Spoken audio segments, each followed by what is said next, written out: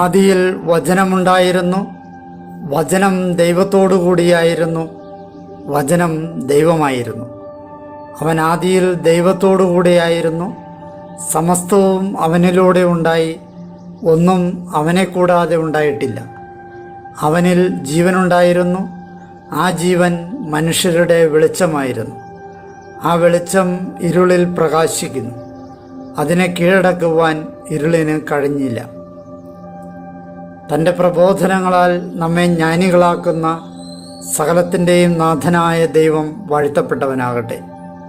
ഞങ്ങളുടെ കർത്താവായ ദൈവമേ, അങ്ങയുടെ ജീവദായകവും ദൈവീകവുമായ തിരുവചനങ്ങളുടെ മധുരസ്വരം ശ്രവിക്കുന്നതിനും ഗ്രഹിക്കുന്നതിനും ഞങ്ങളുടെ ബുദ്ധിയെ പ്രകാശിപ്പിക്കണമേ.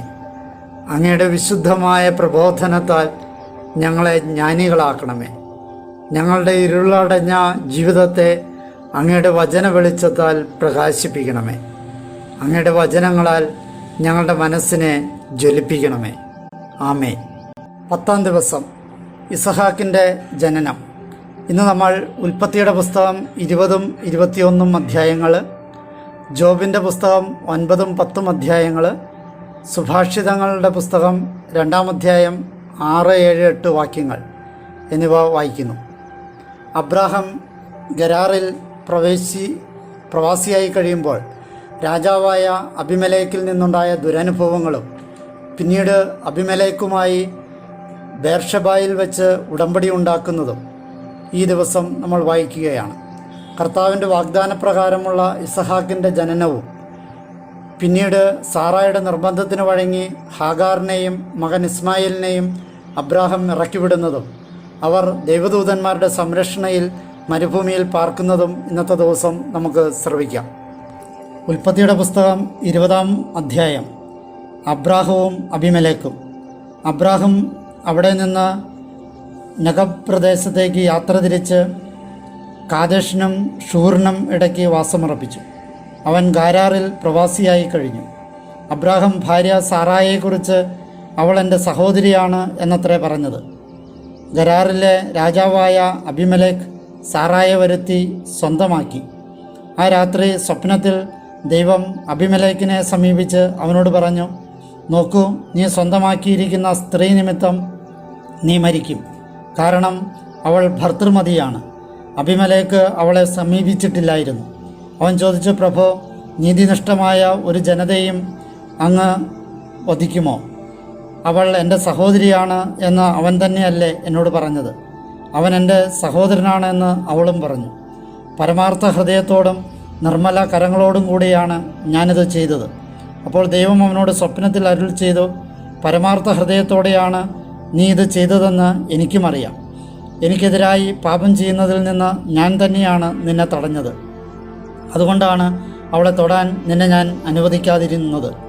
അപ്പോൾ ആ മനുഷ്യൻ്റെ ഭാര്യയെ തിരിച്ചേൽപ്പിക്കുക, കാരണം അവനൊരു പ്രവാചകനാണ്. അവൻ നിനക്ക് വേണ്ടി പ്രാർത്ഥിക്കും, നീ ജീവിക്കുകയും ചെയ്യും. തിരിച്ചേൽപ്പിക്കാത്ത പക്ഷം നീയും നിനക്കുള്ളവരൊക്കെയും തീർച്ചയായും മരിക്കും എന്നറിഞ്ഞുകൊള്ളുക. അബിമേലെക്ക് അതിരാവിലെ എഴുന്നേറ്റ് തൻ്റെ സേവകരെ മുഴുവൻ വിളിച്ച് ഇക്കാര്യങ്ങളെല്ലാം അവർ കേൾക്കെ വിവരിച്ചു. ആ ആളുകൾ ഏറെ ഭയപ്പെട്ടു. അബിമേലെക്ക് അബ്രാഹത്തെ വിളിച്ച് അവനോട് ചോദിച്ചു, നീ എന്താണ് ഞങ്ങളോട് ചെയ്തത്? നിനക്കെതിരായി ഞാൻ എന്ത് തെറ്റ് ചെയ്തിട്ടാണ് എൻ്റെയും എൻ്റെ രാജ്യത്തിൻ്റെയും മേൽ ഇത്ര വലിയ പാപം വരുത്തി വച്ചത്? ചേരുതാത്ത പ്രവൃത്തികളാണ് നീ എന്നോട് ചെയ്തിരിക്കുന്നത്. അബിമേലെക്ക് അബ്രാഹത്തോട് വീണ്ടും ചോദിച്ചു, എന്ത് കണ്ടിട്ടാണ് നീ ഇക്കാര്യം ചെയ്തത്? അബ്രാഹാം പ്രത്യുത്തരിച്ചു, ഈ നാട്ടിൽ ദൈവഭയം തീരെയില്ലെന്നും എൻ്റെ ഭാര്യ നിമിത്തം അവർ എന്നെ കൊല്ലുമെന്നും ഞാൻ കരുതി. വാസ്തവത്തിൽ അവൾ എൻ്റെ സഹോദരി തന്നെയാണ്, എൻ്റെ പിതാവിൻ്റെ മകൾ തന്നെ. പക്ഷേ എൻ്റെ മാതാവിൻ്റെ മകളല്ല. അവൾ എനിക്ക് ഭാര്യയുമായി. എൻ്റെ പിതൃഭവനത്തിൽ നിന്ന് ഇറങ്ങിപ്പുറപ്പെടാൻ ദൈവം എനിക്ക് ഇടവരുത്തിയപ്പോൾ ഞാൻ അവളോട് പറഞ്ഞു, നീ എന്നോട് കാണിക്കേണ്ട കാരുണ്യം ഇതാണ്. നമ്മൾ പോകുന്ന ദേശത്തെല്ലാം ഇവൻ എൻ്റെ സഹോദരനാണ് എന്ന് എന്നെക്കുറിച്ച് നീ പറയണം. അപ്പോൾ അബിമേലെക്ക് ആടുമാടുകളെയും ദാസന്മാരെയും പരിചാരകന്മാരെയും കൊണ്ടുവന്ന് അബ്രാഹത്തിന് കൊടുത്തു. അവന് ഭാര്യ സാറായെ തിരിച്ചു നൽകുകയും ചെയ്തു. അബിമേലെക്ക് പറഞ്ഞു, ഇതാ എൻ്റെ നാട് നിൻ്റെ മുമ്പിൽ, നിൻ്റെ ദൃഷ്ടികളിൽ നല്ല ഇടത്ത് പാർത്തുകൊള്ളുക. സാറായോട് അവൻ പറഞ്ഞു, ഇതാ 1000 വെള്ളി നാണയം നിൻ്റെ സഹോദരന് ഞാൻ കൊടുക്കുന്നു. അത് നിന്നോടൊപ്പമുള്ളവർക്കും മറ്റെല്ലാവർക്കും നിന്നെ സംബന്ധിച്ച് നൈർമല്യത്തിനുള്ള സാക്ഷ്യമായിരിക്കും. നീ നിർദോഷിയാണ്. അബ്രാഹാം ദൈവത്തോട് പ്രാർത്ഥിച്ചു. ദൈവം അബിമേലെക്കിനെയും അവൻ്റെ ഭാര്യയെയും അവൻ്റെ ദാസിമാരെയും സൗഖ്യപ്പെടുത്തി. അവർക്ക് സന്താനങ്ങൾ ജനിക്കുകയും ചെയ്തു. എന്തെന്നാൽ അബ്രാഹത്തിൻ്റെ ഭാര്യ സാറായുടെ കാര്യത്തെ പ്രതി കർത്താവ് അബിമേലെക്കിൻ്റെ അന്തഃപുരത്തിലെ ഓരോ ഗർഭപാത്രവും തീർത്തും അടച്ചിരുന്നു. അധ്യായം 21. ഇസഹാക്കിൻ്റെ ജനനം. അരുൾ ചെയ്തിരുന്നതുപോലെ കർത്താവ് സാറായെ സന്ദർശിച്ചു. കർത്താവ് അറിയിച്ചിരുന്നതുപോലെ സാറായോട് വർത്തിക്കുകയും ചെയ്തു. ദൈവം അബ്രാഹത്തെ അറിയിച്ചിരുന്ന നിശ്ചിത സമയത്ത് സാറ ഗർഭം ധരിച്ചു. അവൻ്റെ വാർദ്ധക്യത്തിൽ അവൾ ഒരു പുത്രനെ പ്രസവിച്ചു. അബ്രാഹാം തനിക്ക് ജനിച്ച പുത്രന്, സാറ പ്രസവിച്ച പുത്രന് ഇസഹാക്ക് എന്ന് പേരിട്ടു. ദൈവം അബ്രാഹത്തോട് കൽപ്പിച്ചിരുന്നതുപോലെ അവൻ തൻ്റെ പുത്രൻ ഇസഹാക്കിന് 8-ാം ദിവസം പരിച്ഛേദനം നടത്തി. പുത്രൻ ഇസഹാക്ക് ജനിച്ചപ്പോൾ അബ്രാഹത്തിന് 100 വയസ്സായിരുന്നു. സാറ പറഞ്ഞു, ദൈവം എനിക്ക് ചിരി ഉളവാക്കിയിരിക്കുന്നു. കേൾക്കുന്നവരെല്ലാം എന്നെ പ്രതി ചിരിക്കും. അവൾ തുടർന്നു, സാറ കുഞ്ഞുങ്ങളെ മുലയൂട്ടുമെന്ന് ആരെങ്കിലും അബ്രാഹത്തോട് പറയുമായിരുന്നോ? എന്നാൽ ഞാൻ അവൻ്റെ വാർദ്ധക്യത്തിൽ ഒരു പുത്രനെ പ്രസവിച്ചിരിക്കുന്നു. ഇസ്മായേൽ പുറന്തള്ളപ്പെടുന്നു. കുഞ്ഞു വളർന്ന് മുലകുടി മാറി. ഇസഹാക്കിനെ മുലകുടി മാറ്റിയ ദിവസം അബ്രാഹാം വലിയൊരു വിരുന്ന് നടത്തി. ഈജിപ്തുകാരി ഹാഗാറിൻ്റെ പുത്രനെ അബ്രാഹത്തിനായി അവൾ ജന്മം കൊടുത്തവനെ സാറ കണ്ടു. അവൻ കളിക്കുകയായിരുന്നു. അവൾ അബ്രാഹത്തോട് പറഞ്ഞു, ആ അടിമപ്പെണ്ണിനെയും അവളുടെ മകനെയും ഇറക്കി വിടുക. എൻ്റെ മകനോടൊപ്പം ഇസഹാക്കിനോടൊപ്പം ആ അടിമപ്പെണ്ണിൻ്റെ മകൻ അവകാശിയാകാൻ പാടില്ല. തൻ്റെ പുത്രനെ സംബന്ധിച്ച ഇക്കാര്യം അബ്രാഹത്തിൻ്റെ ദൃഷ്ടികളിൽ ഏറെ സങ്കടകരമായിരുന്നു. എന്നാൽ ദൈവം അബ്രാഹത്തോട് അരുൾ ചെയ്തു, കുട്ടിയെക്കുറിച്ചും നിൻ്റെ ദാസിയെക്കുറിച്ചും സാറ നിന്നോട് പറയുന്നതൊന്നും നിൻ്റെ ദൃഷ്ടികളിൽ സങ്കടകരമാകാതിരിക്കട്ടെ. അവളുടെ സ്വരം നീ ശ്രവിക്കുക. കാരണം നിൻ്റെ സന്തതി അറിയപ്പെടുന്നത് ഇസഹാക്കിലൂടെയായിരിക്കും. ദാസിയുടെ പുത്രനെയും ഞാനൊരു ജനതയാക്കും, കാരണം അവനും നിൻ്റെ സന്തതിയാണല്ലോ. അബ്രാഹാം അതിരാവിലെ എഴുന്നേറ്റ് അപ്പവും വെള്ളവും നിറച്ച തുകൽ സഞ്ചിയെടുത്ത് ഹാഗാറിന് നൽകി. കുട്ടിയെ തോളിൽ വെച്ചു കൊടുത്ത് അവളെ പറഞ്ഞയച്ചു. അവൾ ബേർഷബ മരുപ്രദേശത്ത് അലഞ്ഞു നടന്നു. തുകൽ സഞ്ചിയിലെ വെള്ളം തീർന്നപ്പോൾ അവൾ കുട്ടിയെ കുറ്റിച്ചെടികളിൽ ഒന്നിൻ്റെ ചുവട്ടിൽ ഉപേക്ഷിച്ചു. കുട്ടിയുടെ മരണം ഞാൻ കാണാതിരിക്കട്ടെ എന്ന് പറഞ്ഞ് അവൾ ഒരമ്പെയ്ത്ത് ദൂരം മാറി എതിർവശത്തേക്ക് തിരിഞ്ഞിരുന്നു. അവിടെ ഇരുന്ന് അവൾ സ്വരമുയർത്തി കരഞ്ഞു. അപ്പോൾ കുട്ടിയുടെ സ്വരം ദൈവം കേട്ടു. ദൈവത്തിൻ്റെ ദൂതൻ ആകാശത്തു നിന്ന് ഹാഗാറിനെ വിളിച്ച് അവളോട് ചോദിച്ചു, ഹാഗാർ, നിനക്കെന്തു പറ്റി? നീ ഭയപ്പെടേണ്ട. എന്തെന്നാൽ ദൈവം കുട്ടിയുടെ സ്വരം അവനായിരിക്കുന്ന ഇടത്തു നിന്ന് കെട്ടിയിരിക്കുന്നു. നീ എഴുന്നേറ്റ് കുട്ടിയെടുക്കുക. നിന്റെ കരം കൊണ്ട് അവനെ മുറുകെ പിടിക്കുക. ഞാൻ അവനെ വലിയൊരു ജനതയാക്കും. ദൈവം അവളുടെ കണ്ണു തുറന്നു. അവൾ വെള്ളമുള്ള ഒരു കിണർ കണ്ടു. അവൾ ചെന്ന് തുകൽ സഞ്ചിയിൽ വെള്ളം നിറച്ച് കുട്ടിക്ക് കുടിക്കാൻ കൊടുത്തു. ദൈവം ആ കുട്ടിയോടുകൂടെ ഉണ്ടായിരുന്നു. അവൻ വളർന്നു മരുഭൂമിയിൽ പാർത്തു. സമർത്ഥനായ വില്ലാളിയായി തീർന്നു. അവൻ പാരാൻ മരുഭൂമിയിൽ പാർത്തു. അവൻ്റെ അമ്മ അവനു വേണ്ടി ഈജിപ്ത് ദേശത്ത് നിന്ന് ഒരു ഭാര്യയെ കണ്ടെത്തി. അബ്രാഹവും അബിമേലെക്കും തമ്മിലുള്ള ഉടമ്പടി. അക്കാലത്ത് അബിമേലെക്കും അവൻ്റെ സൈന്യാധിപൻ ഫിക്കോളും അബ്രാഹത്തോട് ഇപ്രകാരം പറഞ്ഞു, നീ ചെയ്യുന്നതിലെല്ലാം ദൈവം നിന്നോട് കൂടെയുണ്ട്. നീ എന്നോടും എൻ്റെ അനന്തരഗാമിയോടും പിൻതലമുറക്കാരോടും വ്യാജമായി വർത്തിക്കുകയില്ലെന്ന് ഇപ്പോൾ ദൈവത്തെ കൊണ്ട് ഇവിടെ വെച്ച് എന്നോട് ശപഥം ചെയ്യണം. ഞാൻ നിന്നോട് ചെയ്ത കാരുണ്യമനുസരിച്ച് എന്നോടും നീ പ്രവാസിയായി പാർത്തു വരുന്ന ഈ നാടിനോടും പ്രവർത്തിക്കണം. ഞാൻ ശപഥം ചെയ്യുന്നു, അബ്രാഹാം പറഞ്ഞു.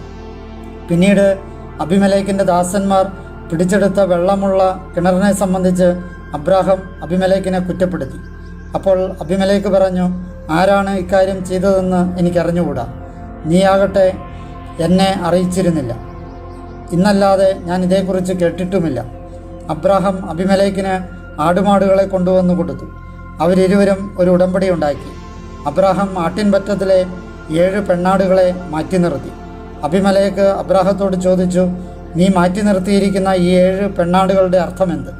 അവൻ പറഞ്ഞു, ഈ 7 പെണ്ണാടുകളെ എൻ്റെ കരങ്ങളിൽ നിന്ന് സ്വീകരിക്കുക വഴി ഞാനാണ് ഈ കിണർ കുഴിച്ചത് എന്നതിന് നീ തന്നെയായിരിക്കും എനിക്കുള്ള സാക്ഷി. ആ സ്ഥലത്തിന് ബേർഷബ എന്ന് പേരുണ്ടായി. കാരണം അവിടെ വെച്ച് അവർ രണ്ടുപേരും ശപഥം ചെയ്തു. അങ്ങനെ ബേർഷബയിൽ വെച്ച് അവർ ഒരു ഉടമ്പടി ഉണ്ടാക്കി. അനന്തരം അബിമേലെക്കും സേനാപതിയായ ഫിക്കോളും എഴുന്നേറ്റ് ഫിലിസ്ത്യരുടെ നാട്ടിലേക്ക് തിരിച്ചുപോയി. അബ്രാഹാം ബേർഷബയിൽ ഒരു ഭാനുക വൃക്ഷം നട്ടുപിടിപ്പിക്കുകയും അവിടെ വെച്ച് കർത്താവിനെ നിത്യനായ ദൈവം എന്ന് വിളിക്കുകയും ചെയ്തു. അബ്രാഹാം ഫിലിസ്ത്യരുടെ നാട്ടിൽ വളരെ കാലം പ്രവാസിയായിരുന്നു. ജോബിൻ്റെ പുസ്തകം 9-ാം അധ്യായം. ജോബിൻ്റെ 2ാം മറുപടി പ്രഭാഷണം. ജോബ് മറുപടിയായി പറഞ്ഞു, അത് അങ്ങനെ തന്നെ എന്ന് എനിക്ക് നന്നായി അറിയാം. എന്നാൽ ദൈവത്തിൻ്റെ അടുത്ത് മർത്യൻ എങ്ങനെ നീതിമാനാകും? അവിടുത്തോട് വാഗ്വാദത്തിലേർപ്പെടാൻ മുതിരുന്നവന് 1000-ൽ 1 പോലും ഉത്തരം പറയാനാവില്ല. അവിടുന്ന് ജ്ഞാനഹൃദയനും അതീവ ശക്തനുമാണ്.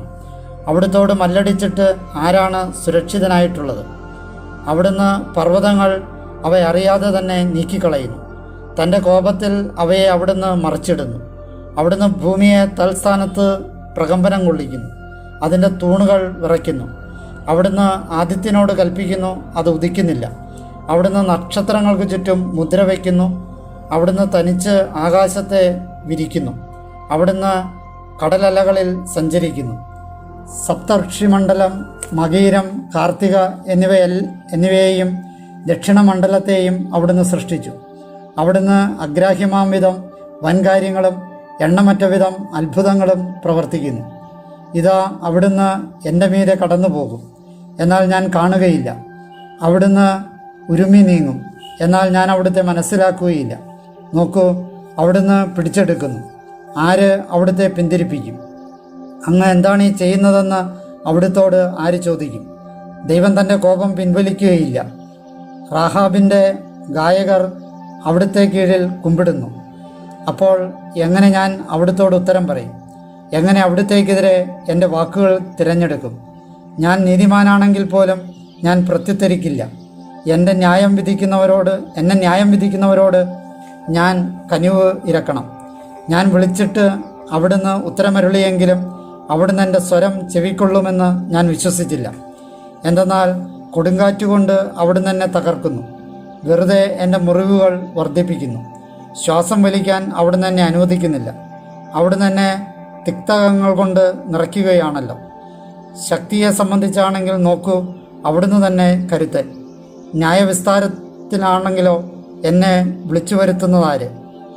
ഞാൻ നീതിമാനായിരുന്നാലും എൻ്റെ വായി എന്നെ കുറ്റം വിധിക്കും. ഞാൻ നിഷ്കളങ്കനായിരുന്നാലും അവിടുന്ന് എന്നെ കളങ്കിതനായി പ്രഖ്യാപിക്കും. ഞാൻ നിഷ്കളങ്കനാണ്, ഞാൻ എന്നെ തന്നെ അറിയുന്നില്ല. ഞാൻ എൻ്റെ ജീവനെ വെറുക്കുന്നു. അതൊന്നേ ഉള്ളൂ. അതുകൊണ്ട് ഞാൻ പറഞ്ഞു, അവിടുന്ന് നിഷ്കളങ്കനെയും ദുഷ്ടനെയും നശിപ്പിക്കുന്നു. അനർത്ഥം പെട്ടെന്ന് കൊല്ലുമ്പോൾ നിർമ്മലരുടെ ദുര്യോഗത്തെ അവിടുന്ന് പരിഹസിക്കുന്നു. ഭൂമി ദുഷ്ടൻ്റെ കയ്യിൽ ഏൽപ്പിക്കപ്പെട്ടിരിക്കുന്നു. അതിൻ്റെ ന്യായാധിപന്മാരുടെ മുഖം അവിടുന്ന് മൂടുന്നു. അവിടുന്നല്ലെങ്കിൽ പിന്നെ ആരാണവൻ? എൻ്റെ ദിനങ്ങൾക്ക് ഓട്ടക്കാരനേക്കാൾ വേഗമുണ്ട്. നന്മ കാണാതെ അവ പായുകയാണ്. ഇരയ്ക്കുമേൽ പറന്നിറങ്ങുന്ന കഴുകനെ പോലെ ഈറ്റ കൊണ്ടുള്ള ഓടിവള്ളങ്ങളോടൊപ്പം അവ മിന്നിപ്പായുന്നു. എൻ്റെ പരാതി മറന്ന് എൻ്റെ മുഖഭാവം മാറ്റി പ്രസന്നനായിരിക്കും എന്ന് ഞാൻ പറഞ്ഞാലും എൻ്റെ എല്ലാ ദുരിതങ്ങളും ഞാൻ ഭയപ്പെടുന്നു. അങ്ങനെ കുറ്റം മുക്തനായി ആക്കുകയില്ലെന്ന് എനിക്കറിയാം. ഞാൻ കുറ്റക്കാരനാകും. പിന്നെ എന്തിന് ഞാൻ മിഥ്യാപ്രയത്നം നടത്തണം? ഞാൻ ഹിമജലം കൊണ്ട് എന്നെ തന്നെ കഴുകിയാലും എൻ്റെ കരങ്ങൾ ക്ഷാരം കൊണ്ട് ശുദ്ധമാക്കിയാലും അങ്ങനെ ഗർത്തത്തിലാഴ്ത്തും. തീർച്ച എൻ്റെ വസ്ത്രങ്ങൾ പോലും എന്നെ വെറുക്കും. ഞാൻ അവിടുത്തോട് മറുപടി പറയേണ്ടതിനും ഞങ്ങൾ ഒരുമിച്ച് ന്യായവിസ്താരത്തിന് വരുന്നതിനും അവിടുന്ന് എന്നെപ്പോലെ ഒരാൾ അല്ലല്ലോ. ഞങ്ങൾ ഇരുവരുടെയും മേൽ തൻ്റെ കൈവയ്ക്കാൻ ഒരു മധ്യസ്ഥൻ ഞങ്ങൾക്കിടയിലില്ലല്ലോ. അവിടുന്ന് തൻ്റെ ദണ്ട് എന്നിൽ നിന്ന് നീക്കിക്കളയട്ടെ. അവിടുത്തെക്കുറിച്ചുള്ള ഭീതി എന്നെ ഭയപ്പെടുത്താതിരിക്കട്ടെ. ഞാൻ സംസാരിക്കട്ടെ, അവിടുത്തെ ഞാൻ പേടിക്കാതിരിക്കട്ടെ. എന്നാൽ എന്നിൽ തന്നെ ഞാൻ അങ്ങനെയല്ല. ജോബിൻ്റെ പുസ്തകം 10-ാം അധ്യായം. എൻ്റെ ആത്മാവ് എൻ്റെ ജീവനെ വെറുക്കുന്നു. എൻ്റെ മേലുള്ള പരാതിഭാണ്ഡം ഞാൻ അഴിക്കും. തിക്തയോടെ ഞാൻ സംസാരിക്കും. അങ്ങ് എന്നെ കുറ്റക്കാരനാക്കരുതെന്നും എന്നോട് ശണ്ട കൂടുന്നത് എന്തിനെന്ന് എന്നെ അറിയിക്കണമെന്നും ഞാൻ ദൈവത്തോട് പറയും. അങ്ങയുടെ ഉള്ളംകൈയുടെ അധ്വാനത്തെ പീഡിപ്പിക്കുന്നതും വെറുക്കുന്നതും ദുഷ്ടരുടെ പദ്ധതിയിൽ ശോഭ ചൊരിയുന്നതും അങ്ങേക്ക് ഉചിതമാണോ? ശാരീരിക നേത്രങ്ങളാണോ അങ്ങയുടേത്? മർത്യൻ കാണുന്നത് പോലെയാണോ അങ്ങ് കാണുന്നത്? അങ്ങയുടെ ദിനങ്ങൾ മർത്യൻ്റെ ദിനങ്ങൾ പോലെയാണോ? അങ്ങയുടെ വത്സരങ്ങൾ മനുഷ്യൻ്റെ വത്സരങ്ങൾ പോലെയാണോ? അങ്ങ് എൻ്റെ അതിക്രമം തേടുന്നല്ലോ, എൻ്റെ പാപങ്ങൾ അന്വേഷിക്കുന്നല്ലോ. അങ്ങയുടെ അറിവനുസരിച്ച് ഞാൻ അപരാധിയല്ലല്ലോ. അങ്ങയുടെ കയ്യിൽ നിന്ന് വിമോചിപ്പിക്കുന്ന ഒരുവനുമല്ല. എനിക്ക് രൂപം നൽകിക്കൊണ്ട് അങ്ങയുടെ കൈകൾ എന്നെ ഉരുവാക്കി. എന്നാൽ ഒറ്റയടിക്ക് അങ്ങനെ വിഴുങ്ങുന്നു.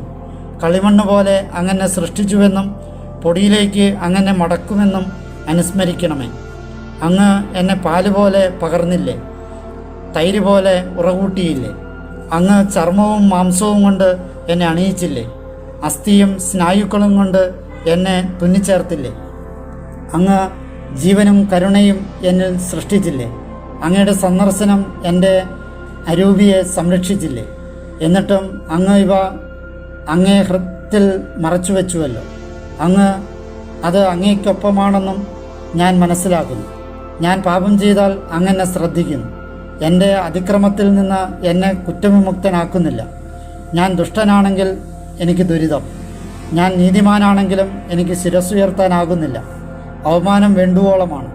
അങ്ങൻ്റെ ദുരിതം കണ്ടാലും അത് ഉയരുമ്പോഴാകട്ടെ സിംഹത്തെ പോലെ അങ്ങെന്നെ വേട്ടയാടും. അങ്ങ് അസാധാരണമാംവിധം എനിക്കെതിരെ തിരിയും. എനിക്കെതിരെ അങ്ങ് തെളിവുകൾ പുതുക്കും. എന്നോടുള്ള അങ്ങയുടെ കോപം അങ്ങ് വർദ്ധിപ്പിക്കും. എനിക്കെതിരെ വിന്യാസങ്ങളും സൈന്യവും. ഗർഭപാത്രത്തിൽ നിന്ന് എന്തിന് അങ്ങനെ പുറത്തു കൊണ്ടുവന്നു? ഞാൻ നയനഗോചരനാകും മുമ്പ് മരിച്ചിരുന്നെങ്കിൽ, അസ്തിത്വമില്ലാതിരുന്നവനെ പോലെയാണ് ഞാൻ. ഉദരത്തിൽ നിന്ന് ശവക്കുഴിയിലേക്ക് ഞാൻ സംവഹിക്കപ്പെട്ടിരുന്നെങ്കിൽ, എൻ്റെ കുറഞ്ഞ ദിനങ്ങൾ തീരുകയല്ലേ? എന്നെ തനിയെ വിട്ടേക്കുക, ഞാൻ അല്പം ആശ്വസിക്കട്ടെ. ഞാൻ യാത്ര പോകും മുമ്പ് പ്രത്യാഗമനമില്ലാത്ത ഇരുളിൻ്റെയും മരണനിഴലിൻ്റെയും നാട്ടിലേക്ക്, ക്രമരഹിതവും മരണനിഴലിൻ്റെ വിഷാദത്തിന് തുല്യവുമായ ഇരുളിൻ്റെ നാട്ടിലേക്ക്, പ്രകാശിക്കുന്നത് പോലും തമോമയമായിരിക്കുന്നിടത്തേക്ക്. സുഭാഷിതങ്ങൾ 2-ാം അധ്യായം 6, 7, 8 വാക്യങ്ങൾ. എന്തെന്നാൽ കർത്താവ് ജ്ഞാനം നൽകുന്നു, അവിടുത്തെ വായിൽ നിന്നാണ് വിജ്ഞാനവും വിവേകവും. സത്യസന്ധർക്കായി അവിടുന്ന് ബോധജ്ഞാനം കരുതി വയ്ക്കും. സമഗ്രതയിൽ ചരിക്കുന്നവർക്ക് അവിടുന്ന് പരിചയമാണ്. ന്യായമാർഗങ്ങൾ സംരക്ഷിക്കുന്നതിന് തൻ്റെ വിശുദ്ധരുടെ വഴി അവിടുന്ന് കാക്കുന്നു.